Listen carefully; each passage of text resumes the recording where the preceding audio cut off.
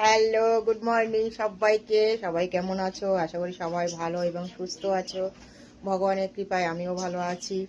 তো সবাইকে আমার পরিবারে স্বাগত আর এক রাশ বুক ভরা ভালোবাসা।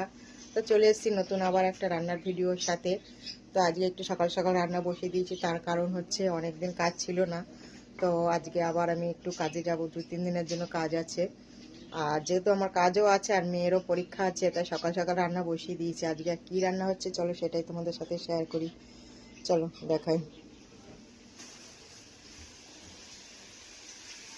আজকে রান্না হচ্ছে মোচা। দেখো, মোচার আলুটাকে ভাজি লাল লাল করা। এখানে দেখো মোচা কেটে আমি নুন আর একটু হলুদ দিয়ে সিদ্ধ করে নিয়েছি। আছে চিংড়ি মাছ, চিংড়ি মাছ দিয়ে মোচা রান্না হবে।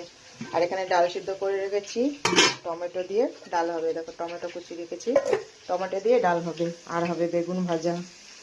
তো চলো দেখতে থাকো। তো বন্ধুরা, আমার রান্না হয়ে গেছে, ঘরের সমস্ত কাজ সারা হয়ে গেছে, দেখতে পাচ্ছ স্নানও হয়ে গেছে। আর যেহেতু এখন কাজে বেরোবো, আর তো রেডি হচ্ছি, কাজের জন্য রেডি হচ্ছি। খাবো এখন, এই যে মেয়ে খাচ্ছে, মেয়ে স্কুল যাবে বলে মেয়ে খাচ্ছে, আমিও খাবো এইবারে। তাই ভাবলাম ফাইনাল তোমাদের রান্নাটা আর একবার দেখিয়ে দিই। তো চলো দেখাই কি রান্না করেছি।